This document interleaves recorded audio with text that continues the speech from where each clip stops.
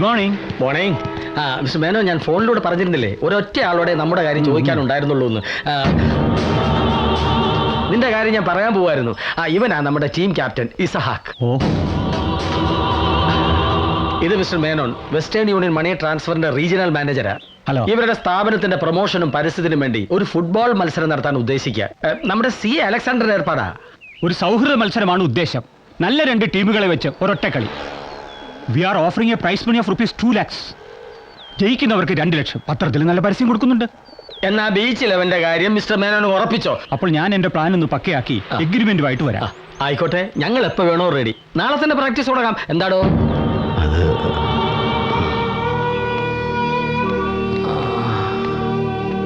Okay, ഞാൻ പോയിട്ട് 2 ദിവസം വീണ്ടും വരാം. ശരി സാർ.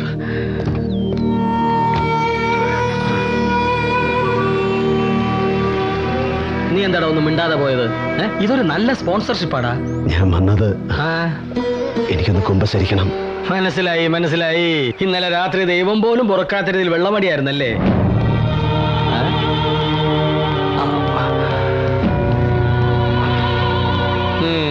മോന്തായത്തിൽ എഴുതി വെച്ചിട്ടുണ്ട്, കൊടും പാപം ചെയ്തേച്ചാ വന്നിരിക്കുന്നതെന്ന്. എടാ മോനെ, മദ്യപിക്കുന്നവന്റെ കുമ്പസാരം കേൾക്കാൻ നിന്നാലേ ഈ ലോകത്തെ പാതിരിമാർക്ക് വേറെ ഒന്നിനും സമയം കാണുകയല്ല. ഓ, ഹലോ. ഞാനാണ് അച്ചോ, സെബാസ്റ്റ്യൻ. ഞാൻ തന്നെ അങ്ങോട്ട് വിളിക്കാനിരിക്കുകയായിരുന്നു. അല്പം മുമ്പ് നമ്മുടെ റോയിച്ചിന്റെ മെസ്സേജ് ഉണ്ടായിരുന്നു, താൻ റിസൈൻ ചെയ്യാൻ പോവാണെന്ന്. എന്ത് പ്രാന്ത സഭാനെ താനീ കാണിക്കുന്നത്? ഗ്രൂപ്പ് വഴക്ക് അതിന്റെ മൂർധന്യത്തില. ഇനി ഞാൻ ഈ സ്ഥാനത്തിരിക്കുന്നത് ശരിയാവില്ലെന്ന് തോന്നിയിട്ടാ രാജിവെച്ചത്. അത് ശരി, അപ്പൊ എല്ലാം കഴിഞ്ഞു. എനിക്ക് പിന്നെ താനത്തിന് അത്യാവശ്യമായിട്ട് വിളിച്ചത്? കാര്യമുണ്ട്. നമ്മുടെ ഇസഹാക്കിനും അച്ഛനും വേണ്ടി ഒരു നല്ല കാര്യം ചെയ്തിട്ടാ ഞാൻ രാജിവെച്ചത്. CM കൊണ്ട് ദേവിയുടെ പരോൾ സാങ്ഷൻ ചെയ്യിച്ച് സ്പെഷ്യൽ മെസ്സഞ്ചർ വഴി അയച്ചിട്ടുണ്ട്. സത്യമാണോ സബാനെ നീ പറയുന്നത്? അതെ, 15 ദിവസത്തേക്കാ പരോള്. നാളെ രാവിലെ സെൻട്രൽ ജയിലിൽ ചെന്ന ഇസയ്ക്ക് അവളെ കൂട്ടിക്കൊണ്ട് പോകാം. കർത്താവ് നിന്നെ അനുഗ്രഹിക്കുക സബാനെ. അത്രയ്ക്ക് നല്ലൊരു കാര്യമാണ് നീ ചെയ്തത്. അതെ അതെ, കർത്താവിന്റെ അനുഗ്രഹമാണ് ഇപ്പൊ എനിക്ക് വേണ്ടത്. അച്ഛൻ എനിക്ക് വേണ്ടി കൂടി ഒന്ന് പ്രാർത്ഥിക്കേ.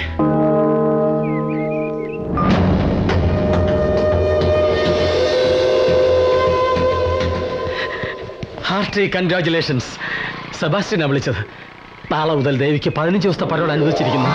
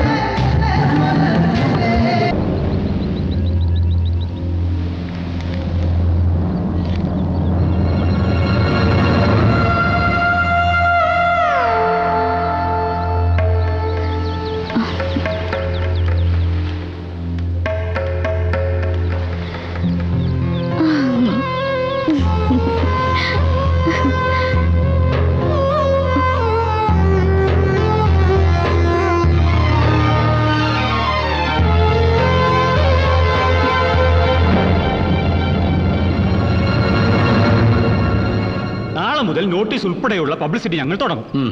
പിന്നെ ഫാദറിന്റെ ടീം വിജയിക്കണമെന്നാണ് എന്റെ പേഴ്സണൽ ആയിട്ടുള്ള ആഗ്രഹം. അതിനെന്താ സംശയം? ബീച്ച് 11 ബീറ്റ് ചെയ്യാൻ ഈ കരയിൽ മറ്റൊരു ടീമില്ല മനോനെ. ആഹാ. നിങ്ങൾ ഇപ്പൊ തന്നെ ഞങ്ങൾക്കുള്ള പ്രൈസ് മണി DD ആയിട്ട് എടുത്തു വെച്ചോ. പറഞ്ഞു തീർന്നില്ല, നമ്മുടെ നായകൻ എത്തിയല്ലോ. നമസ്കാരം.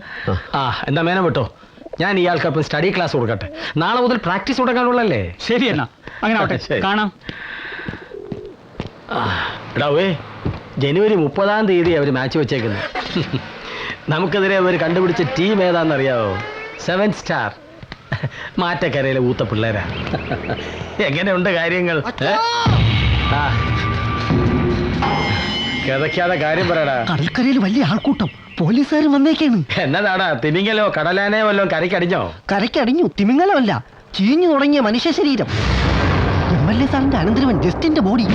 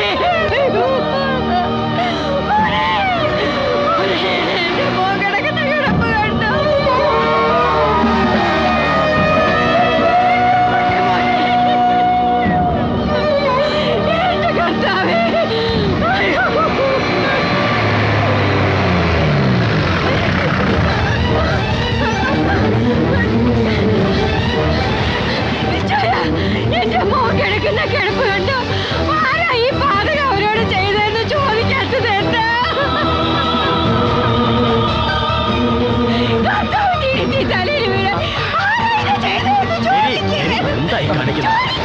അസുഖം കൊണ്ടിവിടെ വീഴണ്ട. എന്തായി കാണിക്കുന്നത്? ഒന്ന് പിടിച്ചേ, വീട്ടിൽ കൊണ്ടുപോവാ.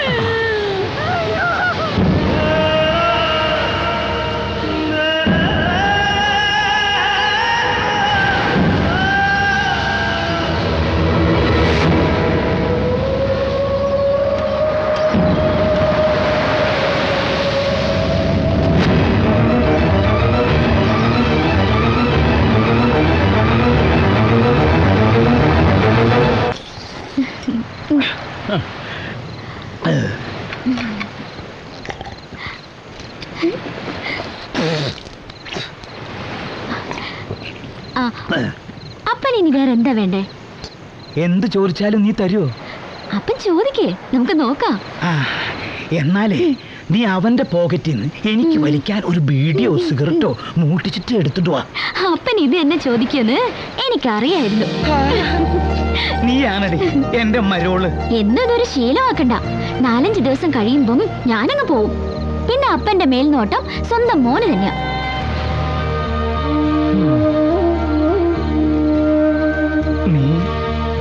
നീ പോണ്ടടി പെണ്ണെ. നീ പോയാ പിന്നെ എന്റെ മോൻ ആരുണ്ട്? വർഷങ്ങൾക്ക് ശേഷം അവന്റെ മുഖത്ത് പെരുമീൻ ഉദിച്ച പോലുള്ള സന്തോഷം കണ്ടത് നീ വന്നപ്പോഴാ. അത് നഷ്ടപ്പെട്ടാല് എന്ന് പറഞ്ഞാ പറ്റുമോ അപ്പാ? നിയമം അനുസരിച്ചില്ലെങ്കിൽ അവര് വന്ന് എന്നെ അറസ്റ്റ് ചെയ്ത് കൊണ്ടുപോകും. അതിന് ശിക്ഷ വേറെയാ.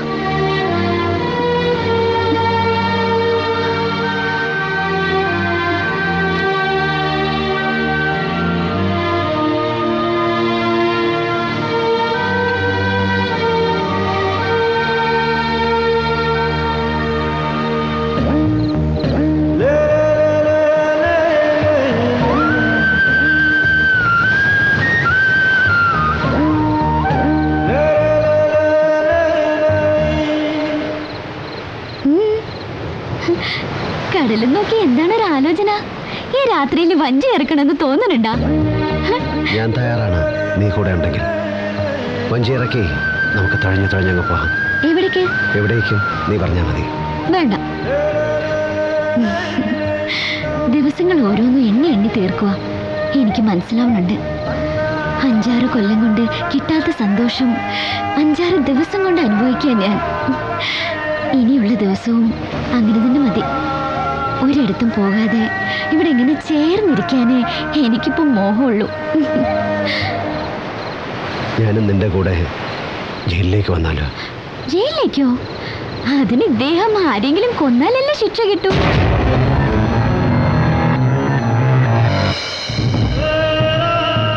അത് ശരിയാ, കൊല്ലണം. പക്ഷെ കൊന്നിട്ടും ശിക്ഷ കിട്ടാത്ത ചിലരുണ്ടെങ്കിലോ?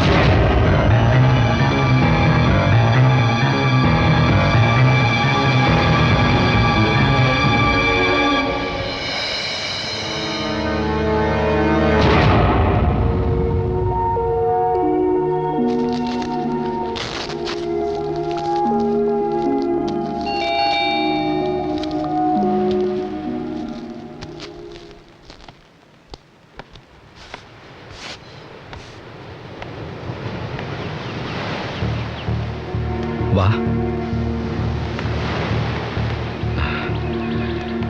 നിന്റെ മുഖം കണ്ടാൽ അറിയാം നല്ല ടെൻഷൻ ഉണ്ടെന്ന്. നീ കുറ്റമൊന്നും ചെയ്തിട്ടില്ലല്ലോ, പിന്നെന്തിനാ വിഷമിക്കുന്നത്? നേരിട്ടല്ലെങ്കിലും ഞാൻ ചെയ്തതും ഒരു കുറ്റത്തിന് കൂട്ടുനിൽക്കില്ല. അതിനുള്ള ശിക്ഷ അനുഭവിക്കാൻ മനസ്സുകൊണ്ട് ഞാൻ തയ്യാറുമാണ്. പക്ഷേ സാറിനറിയാലോ, വർഷങ്ങളുടെ കാത്തിരിപ്പിന് ശേഷം ദേവി എൻ്റെ അടുത്തുള്ള സമയമായത്. ഇനി വെറും 4-5 ദിവസം കൂടെ, അത് കഴിഞ്ഞിട്ടേ പോലീസ് എന്നെ അന്വേഷിച്ച് വരാം. അപേക്ഷിക്കാനാണ് ഞാൻ വന്നത്. എനിക്കറിയാം നീ അവളെ എന്തുമാത്രം ഇഷ്ടപ്പെടുന്നു. അവൾ ഒരാളുടെ ജാമ്യമില്ലെങ്കിൽ നീ ആ പാവത്തിന് കൂട്ടു നിൽക്കില്ലെന്നും അറിയാം. വിഷമിക്കണ്ട. C.A. അലക്സാണ്ടർ ഞങ്ങളുടെ ഒരു കസിനാണെന്നറിയാമല്ലോ. ജസ്റ്റിൻ്റെ മരണം ലഹരി തലയ്ക്ക് പിടിച്ചപ്പോഴുള്ള ആത്മഹത്യയാണെന്ന് എഴുതിച്ച് കേസ് ക്ലോസ് ചെയ്തു. പെട്ടെന്നൊരാവേശത്തിന് സ്വബോധമില്ലാതെ ഞാൻ അന്നാ ചെയ്തത് കടുത്ത അപരാധമായി പോയി. അല്ലടേ സേ?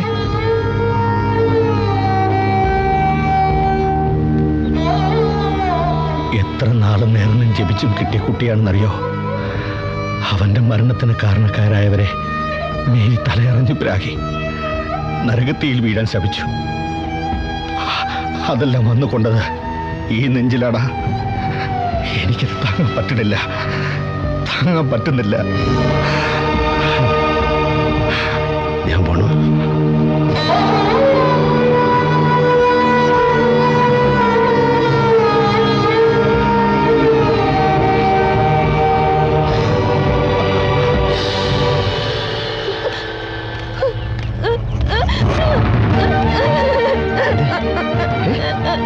എന്താടി പെണ്ണേ?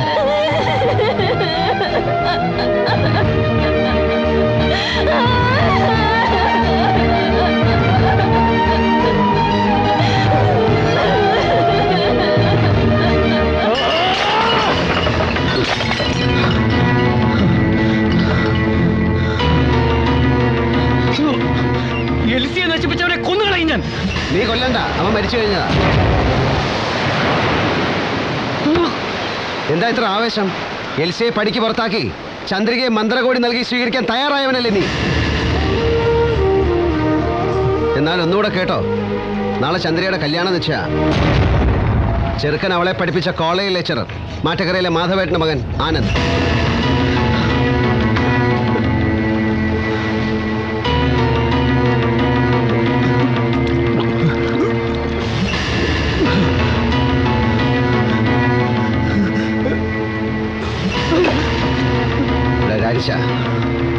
ഈ പ്രേമം ഒരു ഫുട്ബോൾ പോലെയാണ്ടാ പുള്ളേ.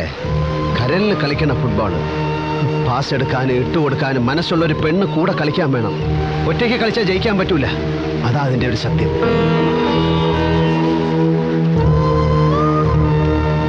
ചന്ദ്രിക നഷ്ടപ്പെട്ടെന്നറിഞ്ഞ് നിന്റെ കണ്ണിപ്പം നിറഞ്ഞ് നീ പുച്ഛിച്ച് വല്ല വീട്ടിലോട്ടും പറഞ്ഞു വിട്ടപ്പോ എൽസിയുടെ കണ്ണീന്ന് ഒഴുകിയത് ചോരയാ. അതിപ്പോഴെങ്കിലും നീ മനസ്സിലാക്കിയാൽ കൊള്ളാം.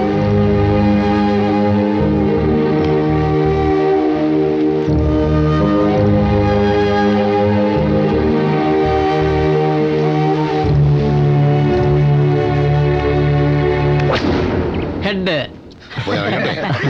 ഞാനും വരാം. ഇറങ്ങട്ടെ മോളെ. എന്നാ ശരി. ഈസേ, ഓ ദേവി ഇവിടെ വന്ന കാര്യം ഞാൻ ഇവളുടെ തള്ളിയോട് പറയും കേട്ടാ. പാവം മിനിഞ്ഞാന്ന് ഇവളുടെ കാര്യം പറഞ്ഞ് അവര് ഒരുപാട് കരഞ്ഞു. പറ്റുമെങ്കിൽ നീ ഈ പെണ്ണിനെ കൊണ്ട് ഒന്ന് കാണിക്കീസേ, പുണ്യം കിട്ടും. അതിപ്പം ദേവി ആ വീട്ടിൽ കയറ്റാൻ സമ്മതിക്കുന്ന ശാന്തടത്തേക്ക് തോന്നണ്ടാ? അതെ, ഇവൻ ഇവളെ വിളിച്ചോണ്ട് പോകാനും ആ രാജം വെട്ടുകത്തി എടുക്കാനും എന്തിനാ വെറുതെ കരക്കാരെ കൊണ്ട് വീണ്ടും ഒരു തല്ലുണ്ടാക്കിക്കുന്നത്? അതും ശരിയാ. പാവം ആ തള്ളയ്ക്ക് ആഗ്രഹം വരാതെ ചാവാനായിരിക്കും തലയിലെടുത്ത്. ആ അപ്പൊ പിള്ളേ, ജോത്സ്യനെ കണ്ട് തീയതിയുമായിട്ട് ഞാൻ വീണ്ടും വരാം. ഞാൻ ഇറങ്ങാണ് മോളെ.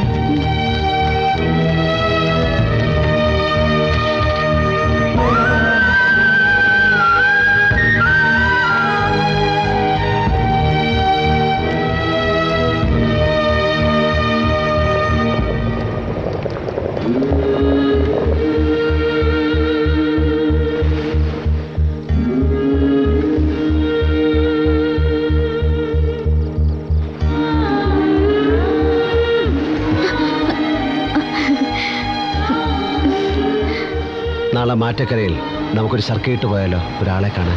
മാറ്റക്കരയിലോ? ആരെ കാണാൻ? നീ ഇപ്പോൾ ഓർത്ത് വിഷമിക്കുന്നില്ലേ? കൊതിയുണ്ടെങ്കിലും എന്നോട് പറയാതെ അടക്കി വെക്കുന്നില്ലേ? അതേ ആളിനെ കാണാൻ, നിന്റെ അമ്മയെ.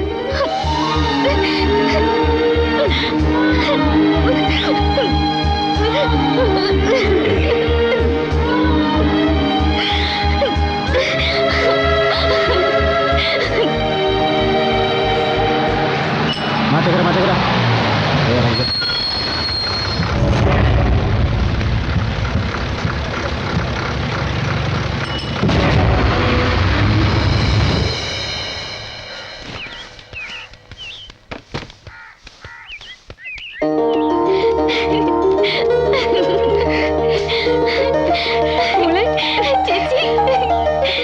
ശാന്തിയെടുത്ത് പറഞ്ഞായിരുന്നു പുത്തൻകരയിൽ വെച്ച് നിന്നെ കണ്ടെന്ന്. സത്യത്തില് ഞാൻ വിശ്വസിച്ചില്ല കേട്ടാ. എന്നെ ഇപ്പൊ വിശ്വസിക്കാമല്ലോ. ഞാൻ തന്നെയാ ചേച്ചിയുടെ മുന്നിൽ പച്ച ജീവനോടെ നിൽക്കുന്നത്. രാജനില്ലേ ഇവിടെ? ഇന്ന് പണിയില്ല, ഇവിടെ ഉണ്ടായിരുന്നു. നിങ്ങളങ്ങോട്ട് വരുന്നത് കണ്ടായിരുന്നോ?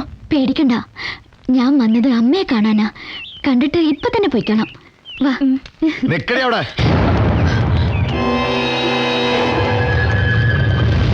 ആരോട് ചോദിച്ചിട്ടാണ് വീട്ടിൽ കയറാൻ പോണേ? ഇതേ നിന്റെ തന്തയുടെ വീടൊന്നുമല്ല കേട്ടാ, തോന്നും പോലെ കയറി ഇറങ്ങാൻ. നീ വെറുതെ പ്രശ്നം ഉണ്ടാക്കരുത്. പ്രശ്നം ഉണ്ടാക്കും. സ്വന്തം ചേട്ടന്റെ ചോരയ്ക്ക് കണക്ക് പറഞ്ഞവളാവള്. അങ്ങേര് ഉറങ്ങണ ഈ മണ്ണില് ഇവളുടെ കാല് പതിഞ്ഞ വെട്ടിയെറിയാൻ തയ്യാറായി തന്നെയാ ഞാൻ ഇവിടെ നിൽക്കണം. അതൊക്കെ കഴിഞ്ഞുപോയ കാര്യങ്ങളല്ലേ. ചെയ്ത കുറ്റത്തിന് അവള് ശിക്ഷ അനുഭവിക്കുന്നുണ്ട്. നോക്ക്, പരോള് കഴിഞ്ഞ് തിരിച്ചു പോകാൻ ഇനി 3-4 ദിവസമേ ഉള്ളൂ. അവളുടെ ഒരു ആഗ്രഹമാണ്. വയ്യാതെ കിടക്കുന്ന അമ്മയെ കണ്ടിട്ട് ഞാൻ തിരിച്ചു കൊണ്ടുപോയിക്കോളാം. നീ അതങ്ങ് പുത്തങ്കര പള്ളി പോയി പറഞ്ഞാൽ മതി കേട്ടോ. തകർത്ത് കളഞ്ഞ നായിന്റെ മോനെ, ഇവളുടെ തള്ളെ കാണിച്ചു കൊടുക്കാൻ ഉറച്ചു തന്നെ വന്ന് തടുക്കാമെങ്കിൽ തടുക്കണം. നീ പോയി നിന്റെ തള്ളെ കണ്ടിട്ട് പാടി ഓടി.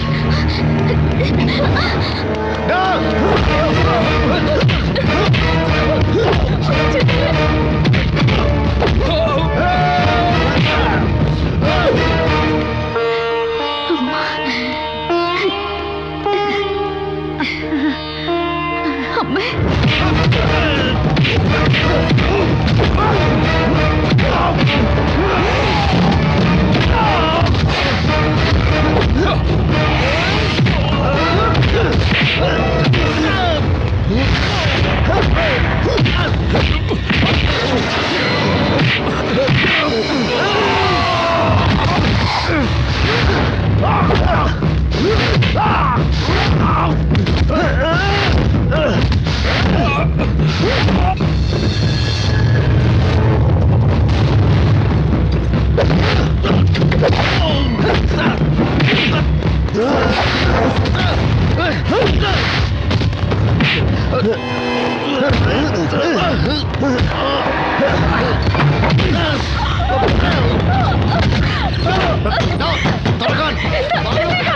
വേണ്ട കേട്ടാ, 5-10 മിനിറ്റ് മതി ഞങ്ങൾക്ക് തിരിച്ചു പോകാൻ. അതിൻ്റെ ഇടയിൽ നിന്റെ ഭർത്താവ് ചത്തൊന്നും പോവില്ല.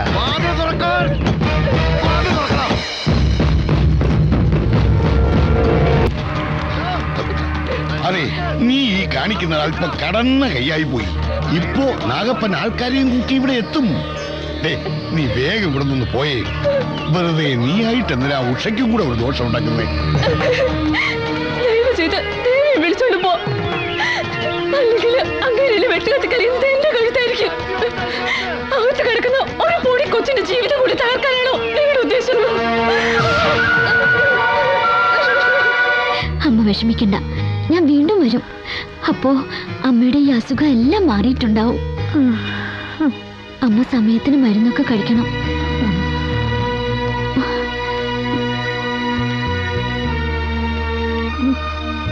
സൂക്കേടൊക്കെ മാറിയിട്ട് പോയില വാങ്ങിച്ച് തിന്നാനാ. പോവാം.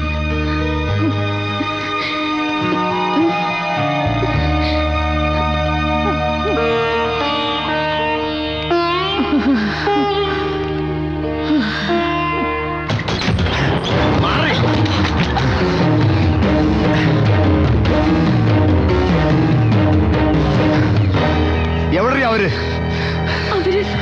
അവര് പോയി. എടി, കഴിവേറിയുടെ മോളെ, എന്നിട്ട് നീ നോക്കി നിന്നു അല്ലടി?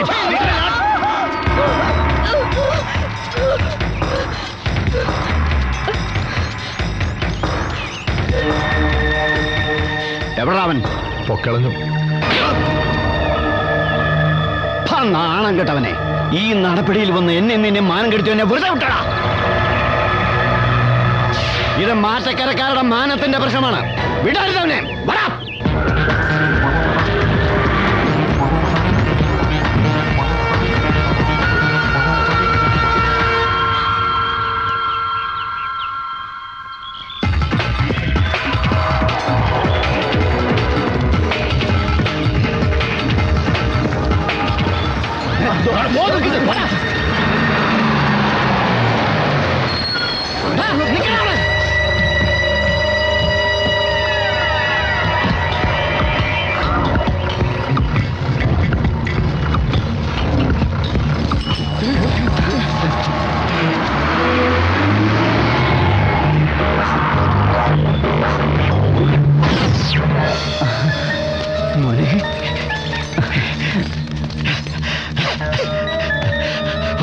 വന്നു.